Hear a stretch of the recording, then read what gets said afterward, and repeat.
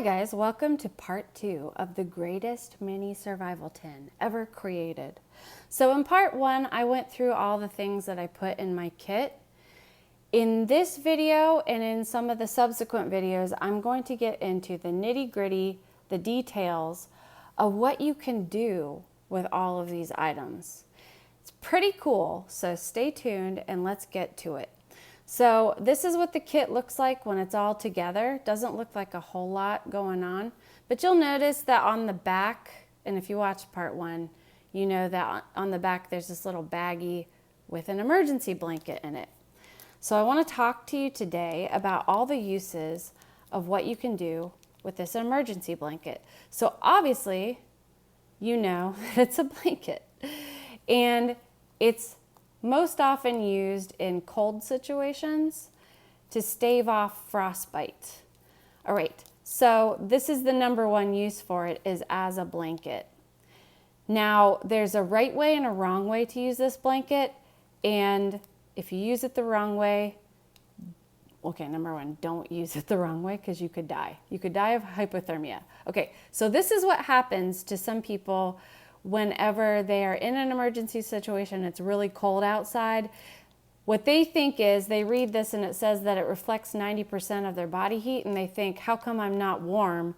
I'm using this blanket and I'm not warm. Okay, so what you have to remember is, in a survival situation, the plan is that you need to survive, not be comfortable.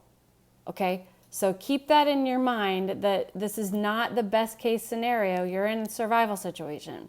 So what people will do mistakenly is think, because this reflects 90% of my body heat, what I need to do is put it against my body and then maybe put my clothes on top, and then I'll stay warm.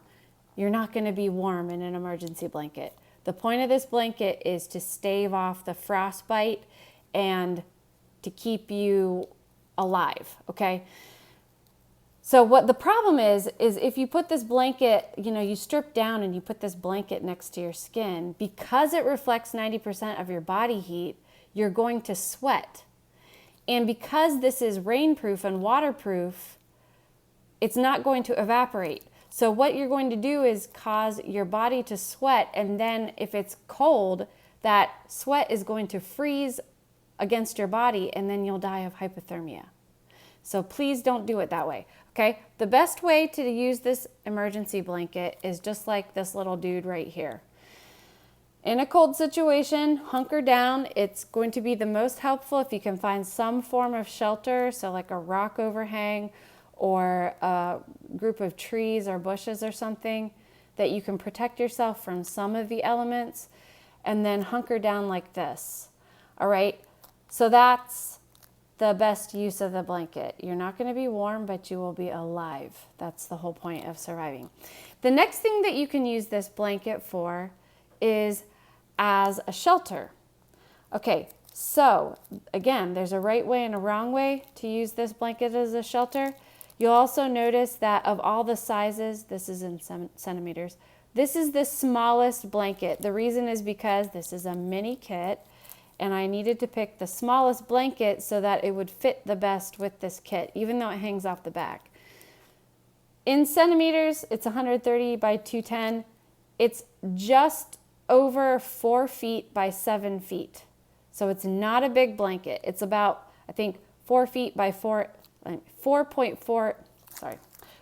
feet 4 inches by 7 feet, 84 inches. Okay, so not big, okay? So it is going to create a waterproof situation, but again, there's a right way and a wrong way. So you're not gonna wanna put this blanket, you're not gonna wanna extend it too high off the ground, because if you do that, because it's such small surface area, the wind is going to blow any rain or just wind or snow or whatever. It's going to blow into your shelter.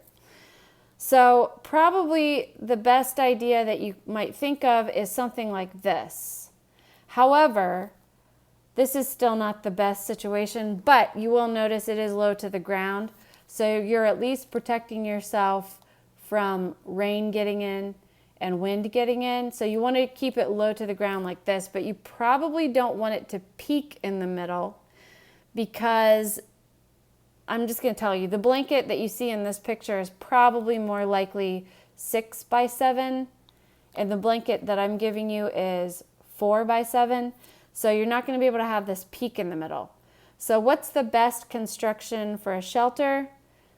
It's probably going to be like this. This is your best construction for a shelter that's going to protect you the maximum from the elements. So you see that one corner is extended up. This person created this shelter with a walking stick, and I would hazard a guess to say that you probably don't have a walking stick in your situation, but you might.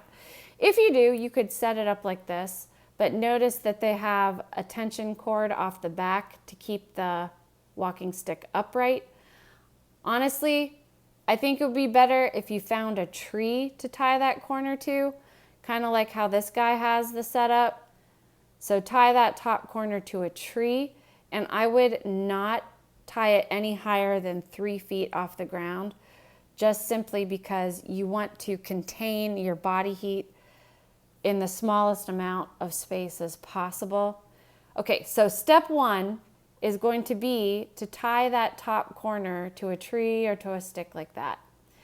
Now, step 2 is going to be to lick your finger and hold it up and see where the wind is coming from. And whatever direction the wind is blowing from, that's where you want to point that adjacent corner down. Okay? And then you're going to attach the other 2 corners down.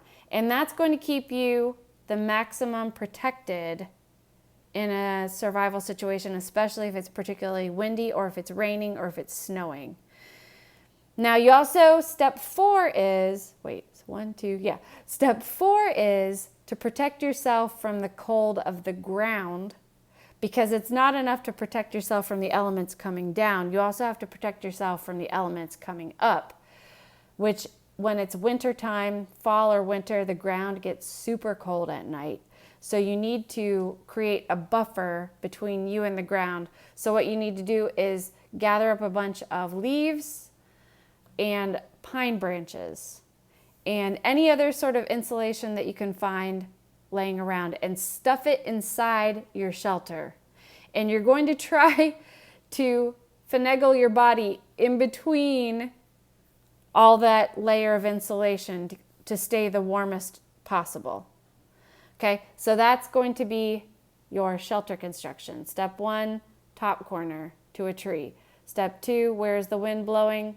Secure that corner down. And then step 3, the other 2 corners. Step 4 is stuff the crap out of the shelter with insulation of some kind. Now let's talk about the right way and the wrong way to tie your corners. Okay, so you're going to take a corner of your Mylar blanket. This is the wrong way. Okay, so you're probably going to tie a constrictor knot, but just for the sake of argument, I'm just doing this little knot like this. So this is the wrong way to do it, is to tie your corner like this and tie it to a tree. And the reason is because if the wind blows, it's going to either rip this corner off. You can see I've started a tear there. Or the wind is just going to pull the corner off. So that's the wrong way to do it. The right way is to take your corner and find a rock or some small object like this, secure that in the corner, and then tie your knot around it, and you'll see that this keeps a much more secure knot. Okay? Hopefully you're not going to have that corner popping up, but if the wind blows, it's going to stay secure. So tie all your corners with a little rock in it, and that's going to be the best way to create your shelter like this. All right, now let's talk about, you might not even think this, but did you know that included in your kit is the capability for making a solar oven?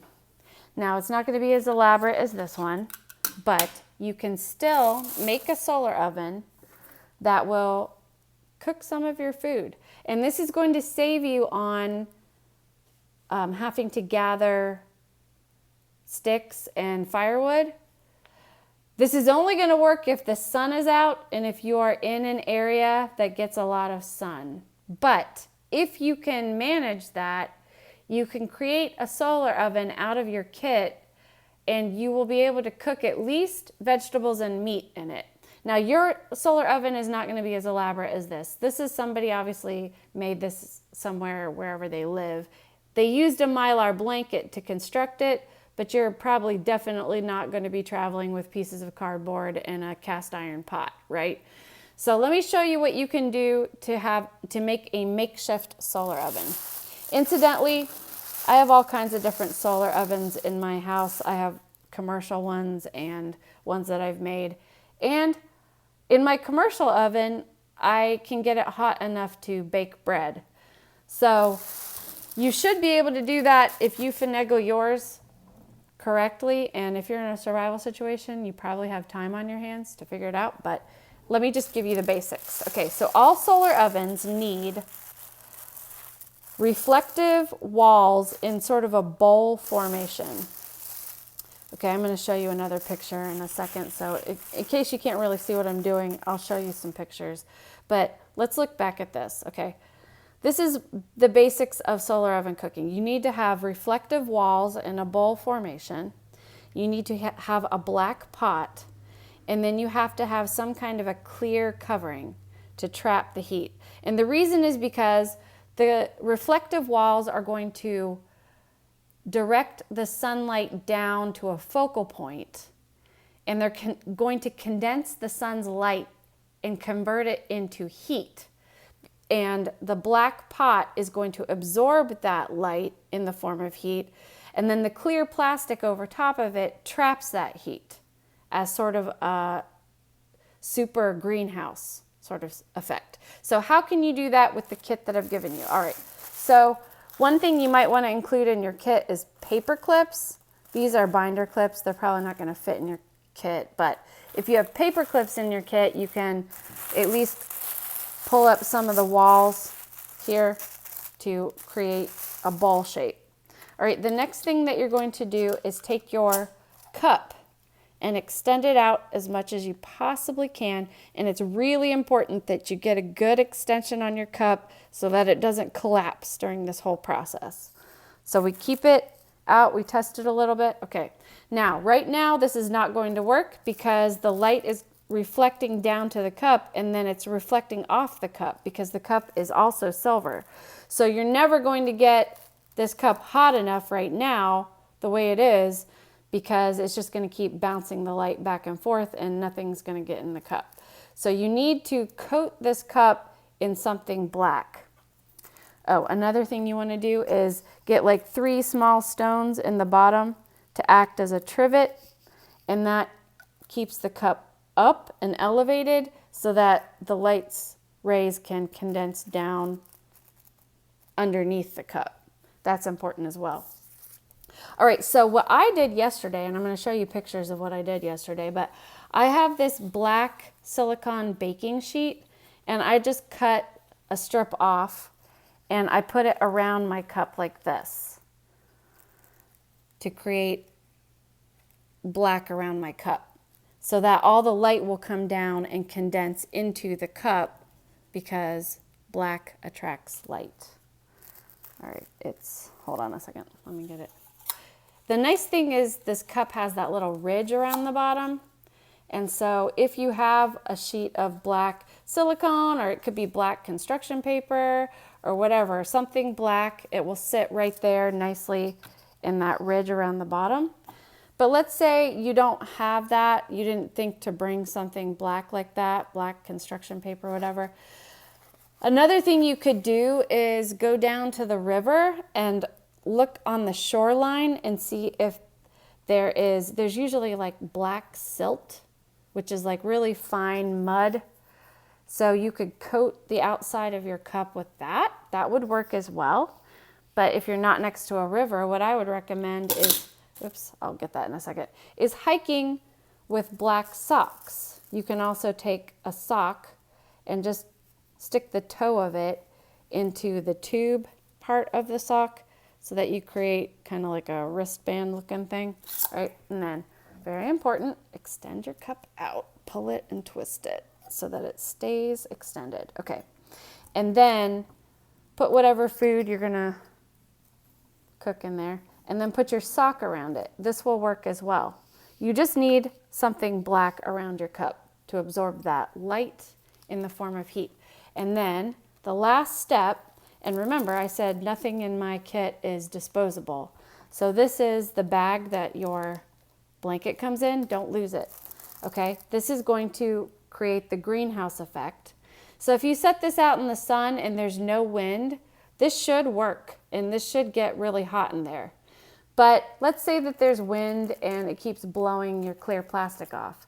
So what you can do to secure it is it works best if you grab the top rim to keep the cup from collapsing. And then hold that down, hold the plastic down. Get your copper wire that is included in the kit and work it around the top of the rim, and that will keep the plastic securely on that, like that, okay? So this system, like this, the way you see it, will get hot enough to cook meat, all right? Just the way it is. So let me show you what I did yesterday. I just kind of threw this whole thing outside and I propped it up with some rocks and things that are underneath it, and I just kind of made a bowl shape. Now this is not perfect, and if I were in a survival situation, I would really work to make the walls flat as possible, because right now you see the walls have a lot of wrinkles, and what that's doing is it's causing the light to bounce back and forth versus to be absorbed into the cup. But even the way I have it, this was about 11 o'clock outside. I have water inside my cup and I have this thermometer sticking in there. It got to 1:30 at 11 o'clock. I left it outside for about an hour and a half, and I came back and it was 165 inside the cup. So it's not, the way I had it was not hot enough to boil water, but if you really worked at it, and like if you made the walls a lot higher, like right now I just kind of made a little makeshift nest. It's not really a bowl, it's more of just kind of a nest. But if you really work to make the sides of the bowl flat and direct down, it should easily get hot enough to boil water, which is at 212. As I've said, I have a conventional solar oven and it gets to 350 in my solar oven because the walls of it are flat. So that's the key to getting this really tweaked. But even the way I had it, which is this messy, trashy way, it still got to 165. And this will cook every meat, okay?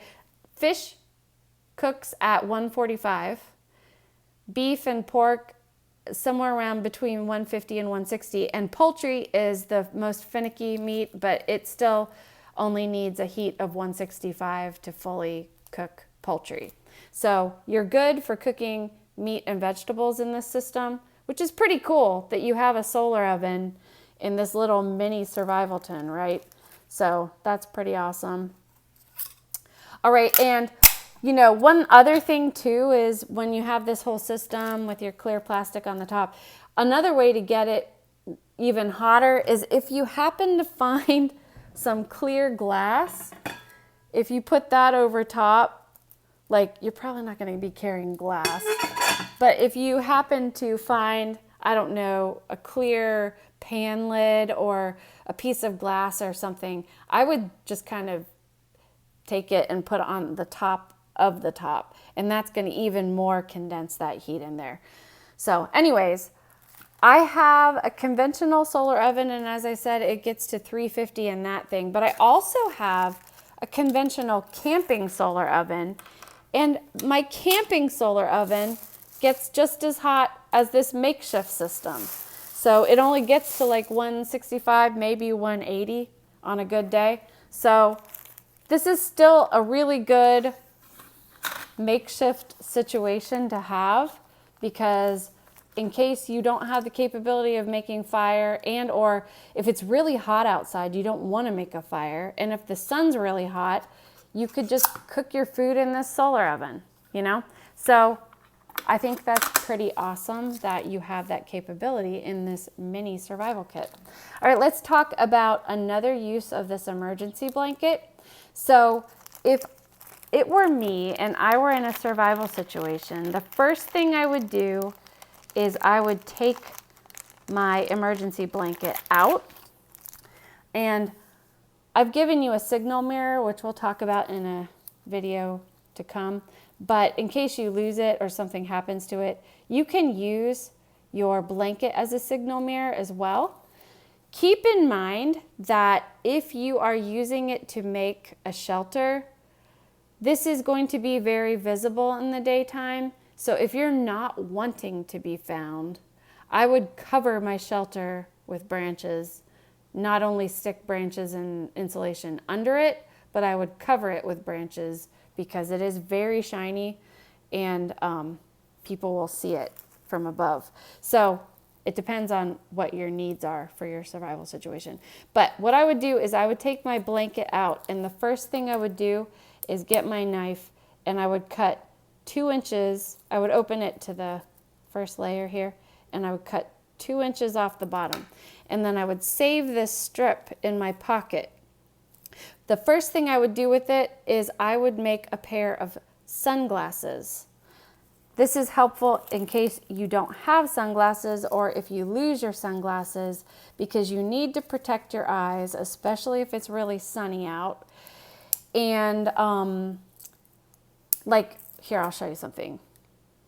Because Mylar is, if you have it one ply, it's see-through. So you can make sunglasses with it. Can you see my fingers? You can see through it. So it makes pretty good makeshift sunglasses, and you need to protect your eyes with it. Then what I would do with the rest of that strip is I would make fishing lures. Okay, so I've included a strip of clear plastic in the kit that if you want to bring your own fishing hooks, you can tape it to this strip and just keep it in your kit. But in case you didn't think to do that, you can also make fishing lures. So all you have to do is get a little stick and whittle the ends to a point. I made this hook, it's not really a hook, but this fishing stick in 10 seconds with my knife. You just whittle a point on either end and then kind of cut a little bit of a groove in the middle to tie your fishing line to. And again, there's not fishing line in the kit, but that's what your paracord bracelet can be used for. So I've shown you before, but there are 7 lines. That's a cross section right there. You can see 7 lines inside this paracord. So if I needed to use this for fishing line, I would take my knife and cut a length of it and unwind that and then pull out those strands and tie one end to a stick and one end to my little twig here, and then take a piece of the Mylar blanket and tie that around the fishing hook. And you can create a makeshift fishing lure. And this is going to be particularly helpful because if you're in a survival situation, you probably didn't bring food with you, so you probably don't have anything to make bait with. So this is going to give you a little makeshift lure with your Mylar blanket, and just like normal fishing lures are just shiny and enticing to fish, so this will work in a pinch, okay? So that's pretty cool too that you have that capability included in your kit. All right, now another thing that you can do, and I've told you before, is nothing in this is disposable, but you can use this bag to start a fire. So the first thing I would do is once I get my kit, I would take clear tape, and I would tape over these holes in the baggie that the emergency blanket comes in. Okay, and the reason is you can make the bag waterproof. So in a survival situation, fill this bag with water and then twist it, and what you can do is make a magnifying glass out of it, and you can start fires as long as the sun is out and as long as the tinder you have is really, really dry. Another thing you can use in my kit is this Fresnel lens. So the Fresnel lens you're going to get if you order this kit is, it will look like this. It's going to be fully formed and come in the plastic. And that's because not everybody wants to cut their Fresnel lens. But if you do want to cut your lens, there's a right way and a wrong way, okay? You need to make sure that the middle stays in the middle, because that's where the majority of the magnification is. So in other words, don't set your lens off center and then cut it to make it smaller, because then you're going to cut right over the middle. So what you need to do is center it on your kit and draw lines with, like, I don't know, a Sharpie or something, and then cut the space away from the outside. So keep the center in the center in order to have your Fresnel lens in working order. So what you can do with this Fresnel lens is you can start fires with it. I think I told you in the last video, I used this exact lens and I was able to start a fire in 30 seconds when it was really sunny out. You just concentrate the light onto a point and something flammable underneath. Okay, another thing you can use this Fresnel lens for is magnification. So if you get a cut or something on your hand and you need to look at it in detail, that's going to help you for first aid. It's also going to help you identify different bugs. You know, if you're not sure if it's a poisonous insect or whatever, you can look at it. This is especially helpful too if you lose your glasses, so you're still able to see things up close. And then the last thing that you can use this for is if you have a map with you, but it's really hard to read, you can use this to magnify the words on your map so you can figure out where you are. And so that's very helpful. Okay, so we talked about all the uses for the emergency blanket and the Fresnel lens in this video. Please come back to part 3 and we're going to talk about some more things in this kit. But I hope that you found this video helpful. And again, if you want to buy one of these kits, they are for sale on eBay, and so I will include that link in the copy for you. But thank you for watching, and please join me in part 3.